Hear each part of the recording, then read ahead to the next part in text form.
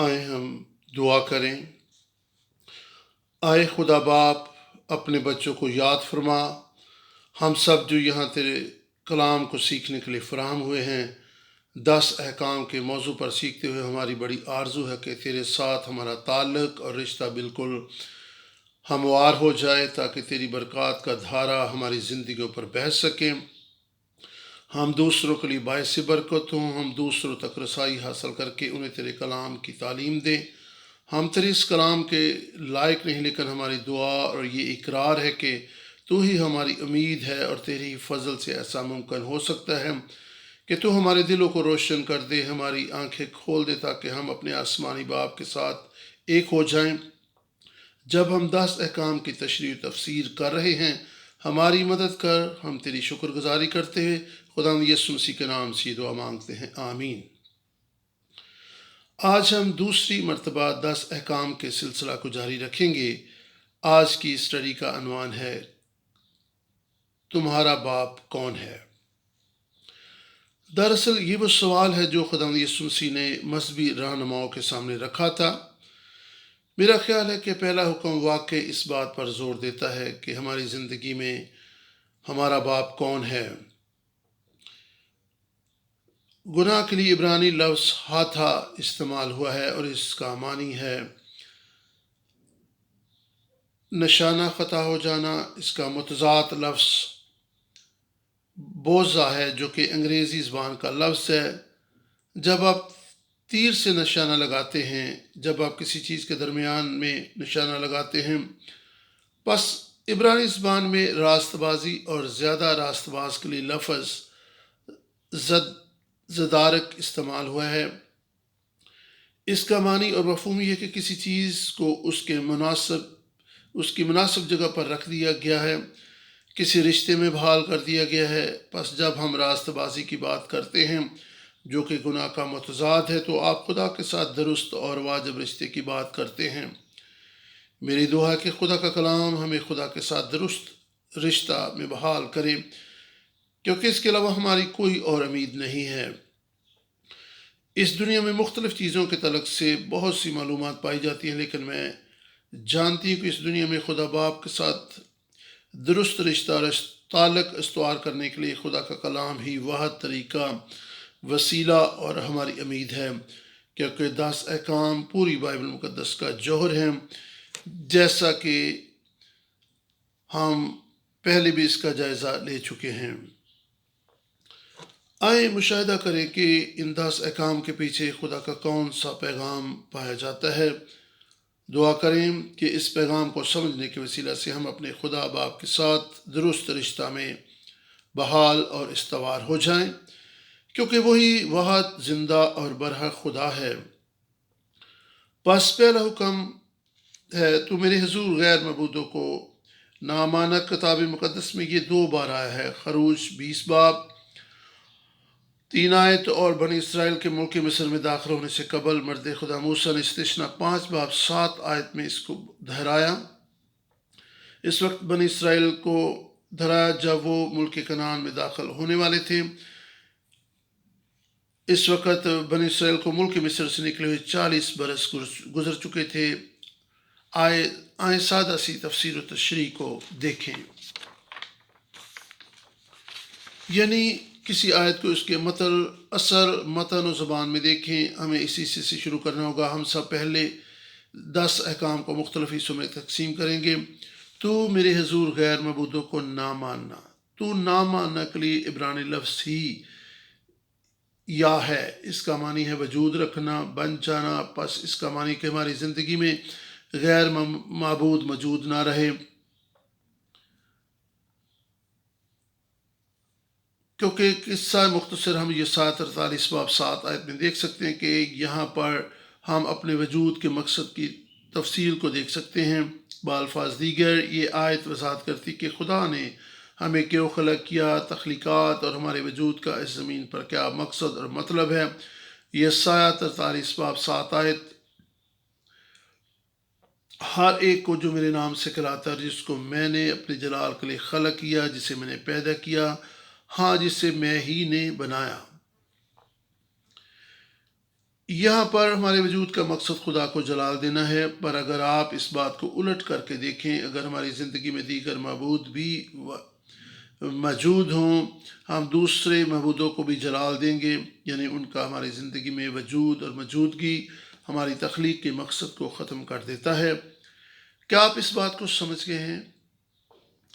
اگر ہماری زندگی میں دوسرے معبود بھی ہوں تو ہم اپنی تخلیق کے مقصد کو اپنی زندگی میں پورا نہ کر سکیں گے۔ اس کا معنی کہ ہم خدا کے ساتھ تعلق اور رشتہ رکھتے ہوئے زندگی بسر نہ کر پائیں گے۔ یہ بہت ہی سنجیدہ اور اہم معاملہ ہے۔ پس یہ غیر معبود کیا ہیں؟ میں اس بات کو بیان کرنا چاہتی ہوں کہ ہماری زندگی میں غیر معبود نہ ہوں۔ ہمیں بڑے محتاط انداز سے اس بات کو سمجھنا ہوگا کہ غیر معبود کیا ہیں۔ کیا ہم کسی پتھر کی مورتی یا ڈھالے ہوئے بت کی پوجا کر رہے ہیں؟ کیا ہم جانتے کہ ہماری زندگی، ہمارے گھروں اور کلیسیوں میں تو ایسی چیزوں کی بالکل بھی گنجائش نہیں ہے؟ آئیں مختصر طور پر دیکھیں کہ یہ غیر معبود کیا ہیں۔ میرا پہلا سوال ہے کہ غیر معبود بھی ہوتے ہیں۔ آئیں اس بار غور کریں۔ چونکہ ہم لوگ مسیحی لوگ ہیں تو اس کا مطلب ہے کہ دنیا میں غیر معبود نہیں ہے۔ ہمیں اس پر سوچ بچار کرنے کی ضرورت ہے۔ کیا غیر معبود ہوتے ہیں؟ کیا پہلا حکم کیا ہے؟ تو میرے حضور غیر معبودوں کو نہ ماننا۔ بائبل مقدس میں خدا نے بار بار اس بات پر زور دیا ہے کہ وہی ایک خدا ہے اور اس کے علاوہ اور کوئی معبود اور خدا نہیں ہے۔ استثنا 4 باب 35 آیت، یہ سب کچھ تجھ کو دکھایا گیا ہے تاکہ تو جانے کہ خداوندی خدا ہے اور اس کے علاوہ اور کوئی ہے ہی نہیں۔ کیا اس کا معنی ہے کہ کوئی غیر معبود نہیں ہے؟ اگرچہ بائبل مقدس بیان کرتی کہ خدا کے علاوہ کوئی معبود نہیں ہے، لیکن اس کے ساتھ کئی ایک حوالہ جات میں غیر معبودوں کی موجودگی کا ذکر ملتا ہے۔ جس طرح کہ استثنا 4 باب 35 آیت میں ہم دیکھ چکے ہیں کہ خدا کے علاوہ کوئی معبود نہیں ہے۔ پھر خروج 12 باب 12 آیت میں خداوند از خود فرماتا ہے، جب خدا نے ملک مصر میں اپنے لوگوں کو رہائی دینے کے لیے 10 آفات بھیجیں اور مصر میں پلوٹوں کو ہلاک کر ڈالا، تو وہ فرماتا ہے اس لیے کہ میں اس رات ملک مصر میں سے ہو کر گزروں گا اور انسان اور حیوان کے سب پلوٹوں کو ملک مصر میں ماروں گا اور مصر کے سب دیوتاؤں کو بھی سزا دوں گا۔ میں خداوند ہوں۔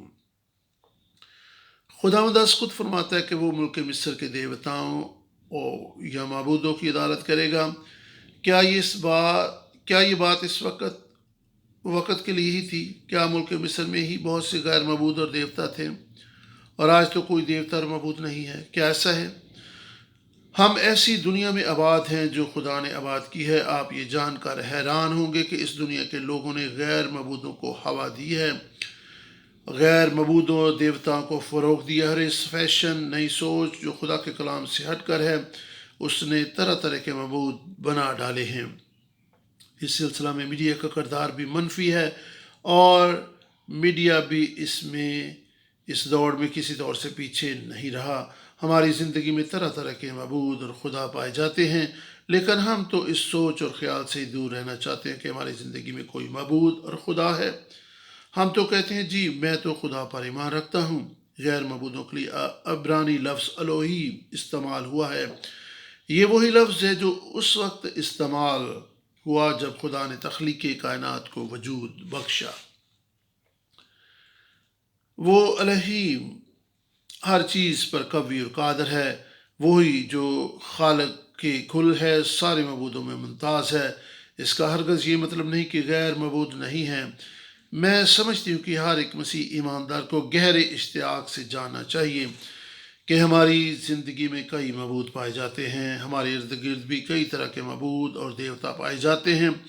مثال کے طور پر 1 کرنتھیوں 8 باب 5 اور 6 آیت، اگرچہ آسمان اور زمین میں بہت سے خدا کہلاتے ہیں، چنانچہ بتیرے خدا اور خداوند ہیں، لیکن ہمارے نزدیک تو ایک ہی خدا ہے، یعنی باپ، جس کی طرف سے سب چیزیں ہیں اور ہم اسی کے لیے ہیں، اور ایک ہی خداوند ہے یعنی یسوع مسیح، جس کے وسیلہ سے سب چیزیں موجود ہیں اور ہم بھی اسی کے وسیلہ سے ہیں۔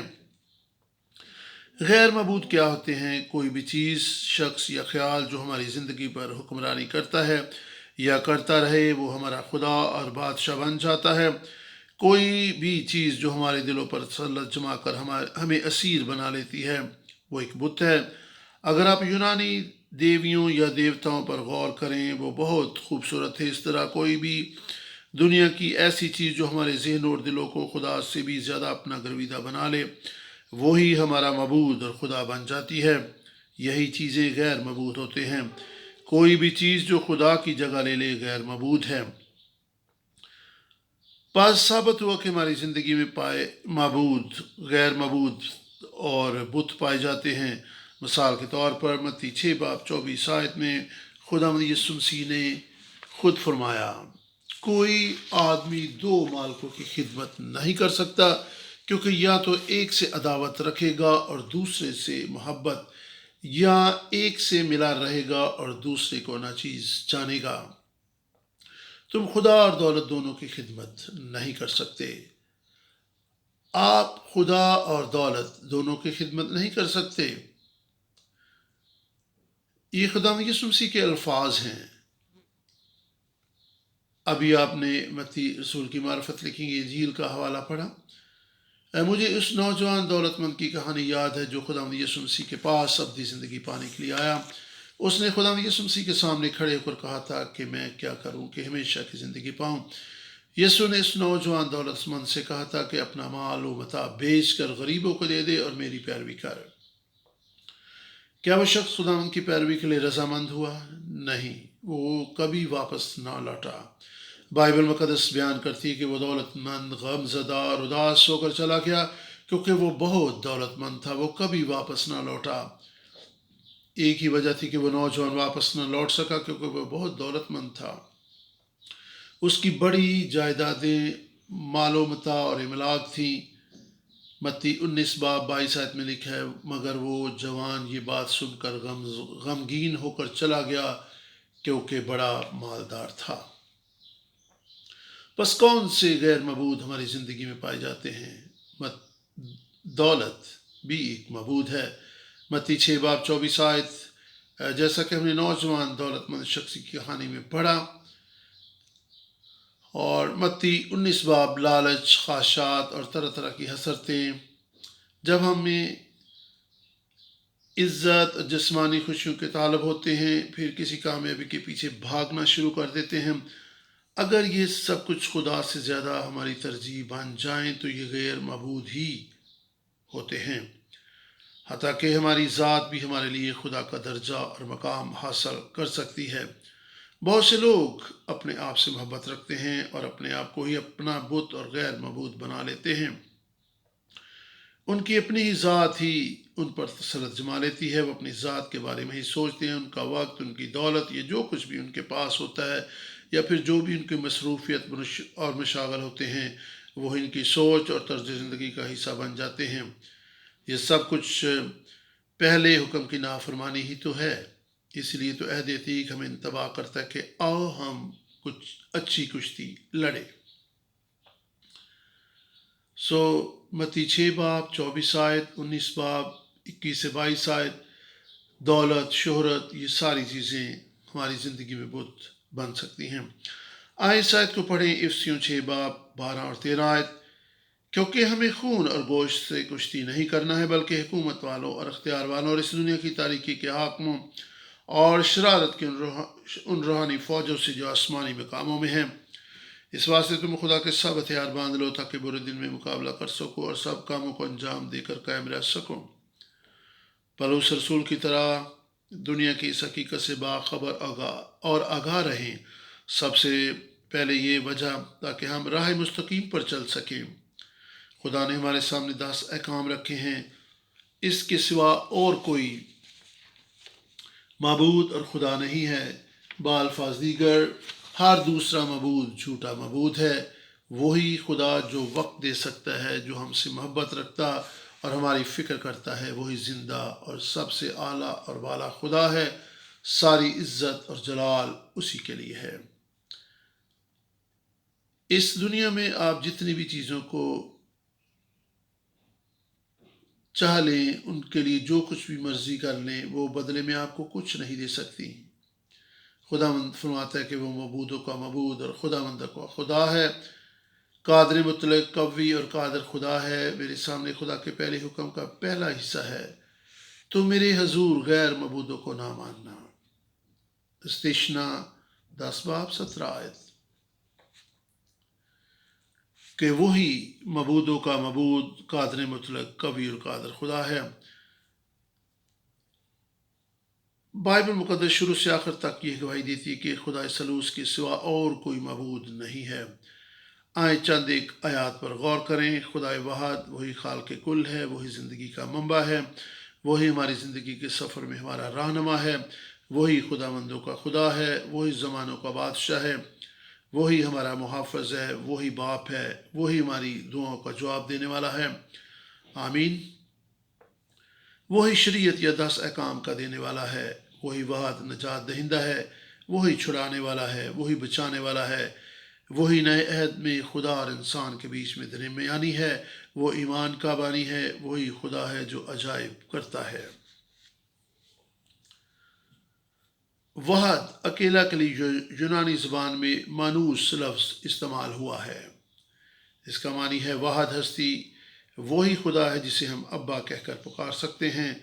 حاصل کلام خدا یسوع مسیح کو نہ پہچاننا اور یسوع مسیح پر ایمان نہ رکھنا سب سے بڑی بت پرستی ہے۔ یہ جملہ ابراہیم پاک کی مخلصی کی تاریخ کی 7ویں کتاب میں سے لیا گیا ہے۔ خدا یسوع مسیح کون ہے؟ یوحنا 1 باب 1 آیت میں لکھا، ابتدا میں کلام تھا، پس پہلا حکم ہم انتباہ کرتے کہ غیر معبود بھی ہوتے ہیں۔ ہماری زندگی میں کئی طرح کے معبود پائے جاتے ہیں۔ یہ معبود ہماری روحانی بصارت پر اثر انداز ہوتے ہیں اور ہمیں روحانی طور پر اندھا کر دیتے ہیں۔ ہم خدا کو پہچاننے سے قاصر رہتے ہیں۔ اگر وہ ہمارے سامنے کھڑا ہوتا، اس نوجوان کی طرح جو بہت امیر تھا، ان مذہبی رہنماؤں کی طرح جو یسوع کو پہچاننے سے قاصر رہے بلکہ اسے مجرم ٹھہرا دیا، وہ خدا کے خلاف کفر بکنے والے ہوئے۔ وہ حقیقت جو ماضی میں سچ تھی بلکہ اب بھی ہے۔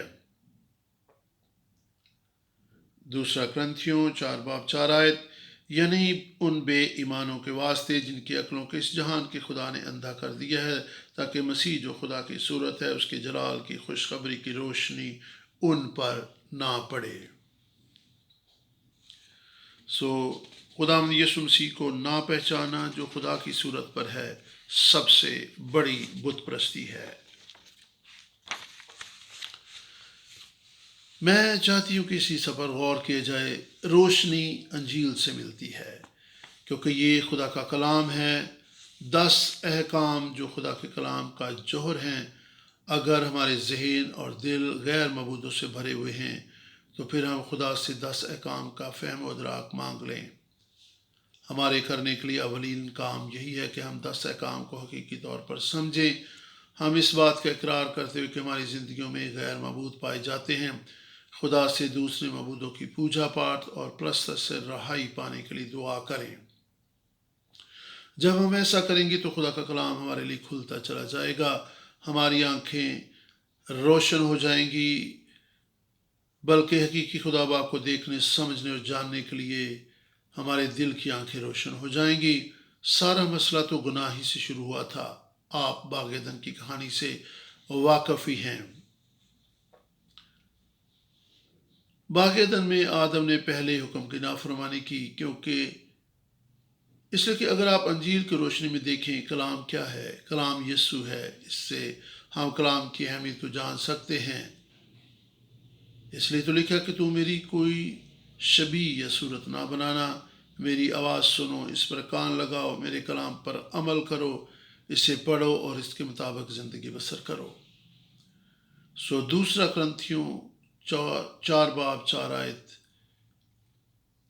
روحانی آنکھیں اندھی ہو جانے کے تعلق سے بیان کرتا ہے، اور کون ان آنکھوں کو اندھا کرتا ہے؟ اس جہان کا خدا۔ باغ عدن میں آدم نے کس طرح پہلے حکم کی نافرمانی کی؟ کیونکہ وہ خدا کے کلام کو بھول گیا، اس کی بجائے اس نے ایک بت بنا لیا۔ اس نے سام کی آواز پر کان لگایا۔ پیدائش 2:17 آیت۔ خدا نے تو واضح طور پر آگاہ کر دیا تھا کہ نیک و بد کی پہچان کے درخت میں سے نہ کھانا۔ اس نے اپنے عزیز فرزند سے کہہ دیا تھا کہ جس روز تو نے اس میں سے کھایا تو مرا، لیکن وہ کس چیز سے لپٹا رہا؟ سانپ نے عورت سے کہا تم یقیناً نہیں مرو گے۔ خدا نے کہا تھا تو یقیناً مرے گا۔ سانپ نے کہا تم ہرگز نہ مرو گے۔ ہمارا انسانی ذہن ہمیشہ اس طرف جھکاؤ رکھتا ہے جو اسے بہتر محسوس ہوتا ہو، مرے یا نہ مرے، یقیناً نہ مرے۔ اس طرح سے اصل گناہ کی ابتدا ہوئی تھی، اور میں ایمان رکھتی ہوں کہ آج ہمیں بھی ایسی ہی کشمکش کا سامنا ہے، اور ہم خدا کے کلام کو سب چیزوں سے اول درجہ دے رہے ہیں، یا پھر ابلیس کی بہت زیادہ باتیں ہیں۔ خدا یسوع مسیح مذہبی رہنماؤں کو کس چیز کی طرف متوجہ کر رہے تھے؟ اگرچہ وہ شریعت کے ماہر تھے،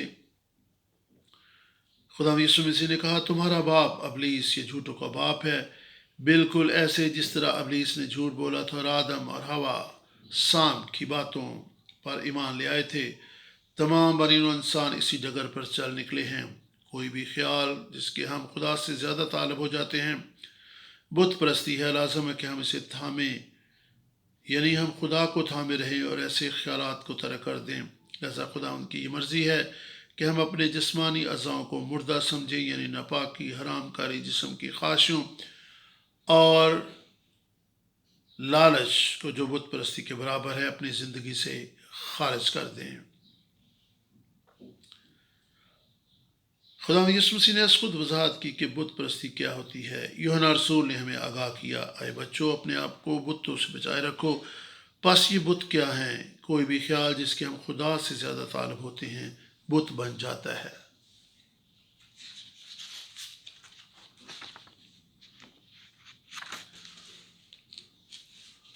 آخر پر ہم غور کریں گے کہ بت پرستی کیا ہے، یہ کیسے ہوتی ہے۔ خدا یسوع مسیح کلام ہے جو مجسم ہوا اور اس زمین پر آ گیا، لیکن اسرائیلیوں نے اسے رد کر دیا۔ اگر کوئی خدا کے کلام کی تابع داری نہیں کرتا تو پھر یہ بھی بت پرستی ہے۔ بس وہ سب لوگ جو آج بھی ابلیس کے جھوٹ کو تھامے ہوئے ہیں بلکہ اس جھوٹ کو سچ مان کر بیٹھے ہوئے ہیں، خدا یسوع مسیح نے آ کر انہیں کئی بار یہ وضاحت پیش کی کہ وہ بات پر ایمان رکھیں، اور جو کچھ ابلیس نے ان کے ذہنوں میں ڈالا ہے اس پر وہ ایمان رکھے ہوئے ہیں۔ وہ زندہ خدا کے کلام کی سچائیوں کو تھامنے سے قاصر ہیں۔ خدا یسوع مسیح نے آ کر وضاحت کی کہ باپ کون ہے، اس لیے تو یسوع نے آ کر وضاحت پیش کی اور بار بار اس بات پر زور دیا کہ وہی باپ ہے۔ بس یسوع مسیح کو متعارف کرانے کے لیے، یسوع مسیح خدا کو متعارف کرانے کے لیے آئے تھے۔ جی ہاں، خدا یسوع مسیح نے واحد خدا کے بارے میں بتایا۔ بہت سی مثالیں ہیں، لیکن اس بات پر غور کر سکتے ہیں کہ خدا یسوع مسیح نے کس طرح اپنے آپ کو بطور خدا باپ پیش اور ظاہر کیا۔ پہلا مقام جہاں پر خدا یسوع مسیح نے 38 برس کے بیمار کو سبت کے روز شفا بخشی۔ کسی کو بھی سبت کے روز کام کرنے کی اجازت نہ تھی، اس لیے مذہبی رہنما اس پر سبت کو توڑنے کا الزام لگا رہے تھے کیونکہ یسوع سبت کے روز شفا دینے کا کام کر رہا تھا۔ ہم ان ساری چیزوں کو نہیں دیکھیں گے، آئندہ جب کبھی وقت ملا ان پر بھی غور کریں گے۔ برائے مہربانی ان حوالہ جات کو پڑھیں۔ دوسرا مقام جہاں یسوع نے اپنے شاگردوں سے پوچھا کہ تمہارے خیال میں کون ہوں؟ یوحنا 8:53 آیت۔ تیسرا مقام جہاں یسوع نے اپنے آپ کو اس طور سے ظاہر کیا وہ یوحنا 10 اگر آپ یوحنا 10 کو دیکھیں تو وہاں لکھا کہ میں اور باپ ایک ہیں۔ پس یہودی اس پر کفر کا فتویٰ دے کر اسے ہلاک کرنے کی منصوبہ سازی کرنے لگے۔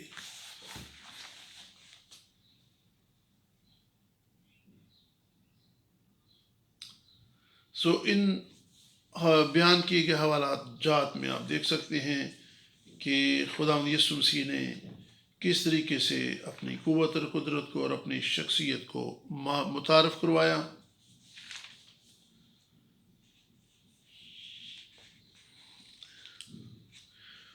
تو دوسرا حوالہ جو ابھی میں نے آپ کو بتایا وہ 8واں باب ہے۔ وہاں پر خداوند یسوع مسیح نے ایک عورت کو معاف کیا جو عین فعل کے وقت پکڑی گئی تھی۔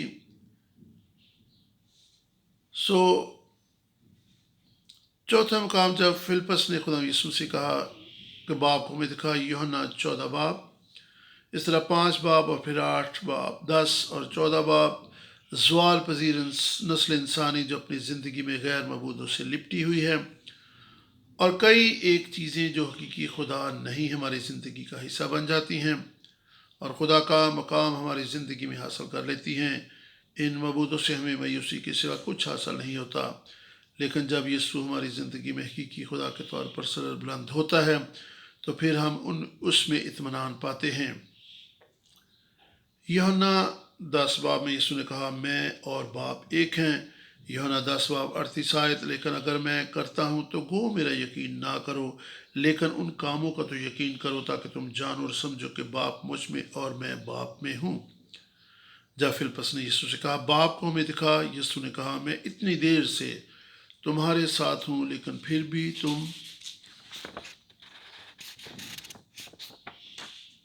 تم کہتے ہو کہ باپ کو ہمیں دکھا۔ میں اس بات پر ایمان رکھتی ہوں کہ فلپس کی بات سن کر خدا یسوع مسیح کا دل ٹوٹ گیا ہوگا۔ آج جب اس کے فرزند یتیموں کی طرح زندگی بسر کر رہے ہیں اور اسے چھوڑ کر کئی ایک چیزوں سے لپٹے ہوئے ہیں، تو یہ خدا کے لیے بڑی دلخراش صورتحال ہے۔ جب ہم پہلے حکم کی گہرائی کو دیکھتے ہیں تو خدا کرے کہ ہم پاک روح کے وسیلہ سے خدا کے دل کی آواز کو سن کر قبول کریں۔ خدا ہمیں یہ کہہ رہا کہ فکر نہ کرو، ذہنی دباؤ کا شکار نہ ہو، غیر معبودوں سے لپٹے نہ رہو، کیونکہ خالق کل اور اول و آخر ہی تمہارا باپ ہے۔ میں ہی تمہارا خالق اور مالک ہوں، میں ہی تمہارا باپ ہوں اور میرے سوا اور کوئی نہیں ہے۔ خدا کرے ہم خدا کے دل کی آواز کو اپنے روحانی کانوں سے سنیں، قبول کریں اور اس کے مطابق ڈھلتے بنتے چلے جائیں۔ پہلا حکم ہم محض یہی سمجھتے ہیں، نہ تو میرے حضور غیر معبودوں کو نہ ماننا۔ بعض اوقات ہم محسوس کرتے ہیں کہ خدا حسد کرنے والا خدا ہے، وہ قہر و غضب کا خدا ہے جو ہماری بت پرستی کی سزا دے گا، لیکن وہ تو منتظر ہے کہ ہم اپنے دل سے اس کی طرف رجوع لائیں، ہم حقیقی خدا باپ کی طرف پھریں۔ متی 6 باب 31 اور 32 آیت میں خدا فرماتا ہے،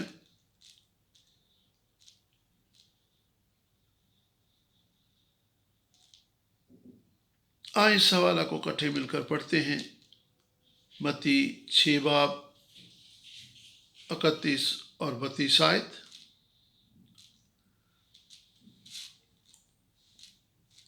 اس لیے فکر مند ہو کر یہ نہ کہو کہ ہم کیا کھائیں گے یا کیا پئیں گے یا کیا پہنیں گے، کیونکہ ان سب چیزوں کی تلاش میں غیر قومیں رہتی ہیں اور تمہارا آسمانی باپ جانتا ہے کہ تم ان سب چیزوں کے محتاج ہو۔ متی 6 باب 31 اور 32 آیت۔ غیر اقوام کے درمیان فرق پر غور کریں۔ غیر اقوام جو غیر معبودوں کی عبادت اور پرستش کرتی ہیں یا جو خدا سے بے بہرہ ہیں، ایسی قومیں جو دنیا کی چیزوں کے فکر و بھاگ دوڑ میں لگی ہوئی ہیں۔ پاس ابراہیم پاک ہمیشہ اس پر زور دیتے رہے تھے، فکر مندی بھی گناہ ہے۔ اس کا معنی ہے یہ کہ آپ خدا پر توکل اور بھروسہ نہیں کر رہے، اور یسوع نے کہا تمہارا آسمانی باپ جانتا ہے کہ تم کن کن چیزوں کے محتاج ہو۔ آئیں خدا پر توکل اور بھروسہ کریں، حقیقی ایماندار ہوتے ہوئے اسی پر توکل کریں جو سب کا رب اور خداوند ہے۔ آئیں ہم دعا کریں۔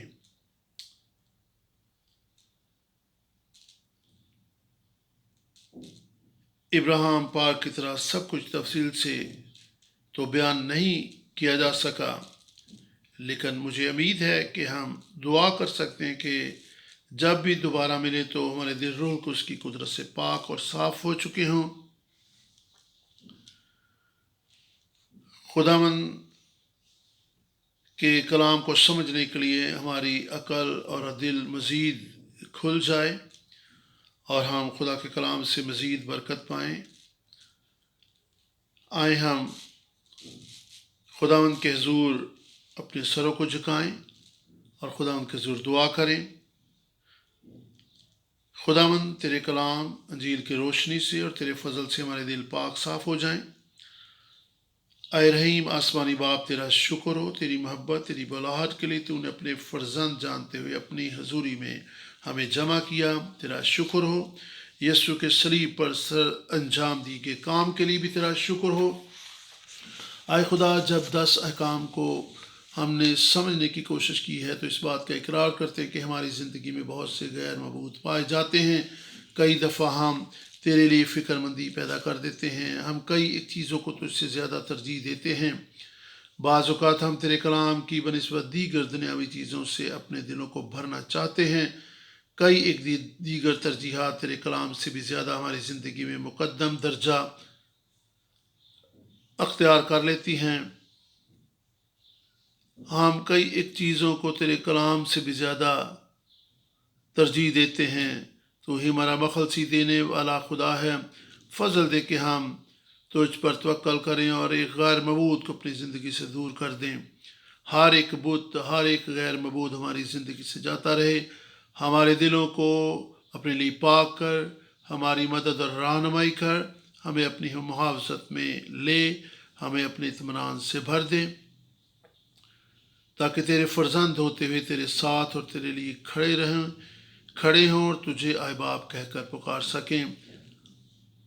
ہمارا آسمانی باپ نہایت تو رحیم و کریم ہے، وہ محبت کرنے والا، مہربان، ہر جگہ موجود، علیم الخبیر، اس کے نزدیک کچھ بھی ناممکن نہیں ہے۔